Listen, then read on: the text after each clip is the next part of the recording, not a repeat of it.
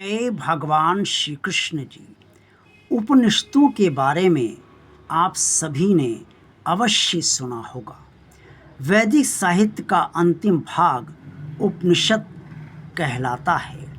उपनिषदों में अधिकतर ब्रह्म और आत्मा के विषय में चर्चा की गई है और ये निर्धारित किया गया है कि इन दोनों में क्या संबंध है। इसके अंतर्गत तत्संबंधी अनेक विषयों पर यथा जीवन का अंतिम लक्ष्य क्या है, किस प्रकार उसको प्राप्त किया जाता है और किस प्रकार जीवन व्यतीत करना चाहिए आदि की चर्चा गुरु और शिष्य संवादों द्वारा की गई है। कठोपनिषद में नचिकेता और यम के बीच जो संवाद हुआ है उसके अंतर्गत उपनिषद में कहा गया है कि धन संपत्ति की लालसा ही मनुष्य को सत्य के कल्याणकारी मार्ग से हटाकर पाप के मार्ग पर ले जाती है। वास्तव में धन और संपत्ति के लालची को सत्य का मार्ग दिखा ही नहीं देता। सत्य का द्वार स्वर्ण के ढक्कन से ढका हुआ है। इसको हटाने से ही सत्य और धर्म के दर्शन होते हैं।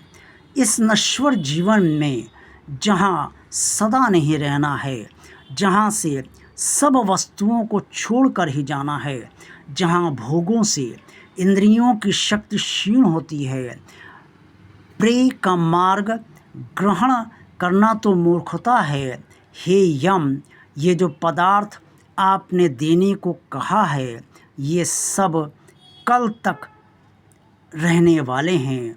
ये नचिकेता ने यम से कहा और अतिभोग से इंद्रियों को शक्तियाँ नष्ट करने वाले हैं। कितना भी जीवन हो वो भी थोड़ा ही है। इसलिए ये सवारी और नाच गाने आपको ही मुबारक हों। मनुष्य की तृप्ति धन से नहीं होती है। आपको देखकर क्या हम धन प्राप्ति करेंगे, क्या जिएंगे जब तक आपका साम्राज्य है।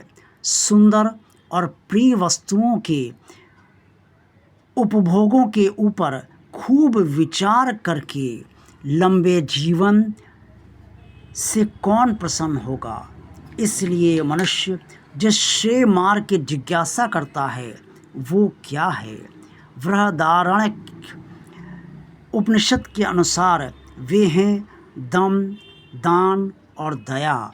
देवताओं का उपदेश इसलिए देवताओं को यम का उपदेश इसलिए दिया गया है कि वे भोग के अधीन हैं। उनको चाहिए वे अपने श्रेय के लिए इंद्रियों और मन को वश में करें। मनुष्यों को दान का उपदेश इसलिए दिया गया है कि धन को सर्वस्व समझकर उसके लोभ में आकर वे पाप कर्म न करें।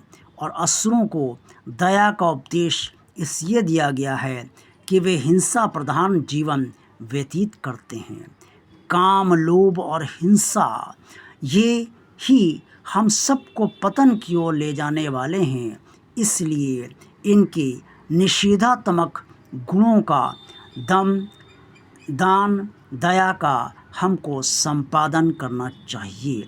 सोने का चुराने वाला, मद्यपान करने वाला, गुरु स्त्री से संभोग करने वाला, ब्राह्मण को मारने वाला, ये चारों पतन की ओर ले जाते हैं। और पांचवा वो जो इनका संग करता है।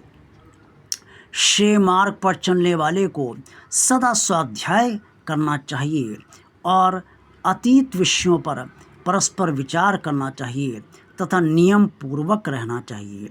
सत्य बोलना, सादा और कठिन जीवन बिताना, इंद्रिय और मन का निग्रह करना, अग्निहोत्र करना, अतिथि सत्कार, मनुष्यों के साथ सद्व्यवहार, अच्छे संतानों की उत्पत्ति करना एवं उनका पालन पोषण आदि करना चाहिए। जीवन में किन किन कामों को करना चाहिए और किन किन कामों को ना करना चाहिए।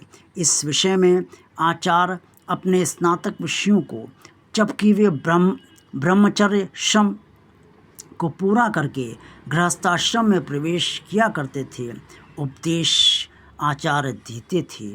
सत्य और दान का विशेष महत्व उपनिषद काल में समझा जाता था।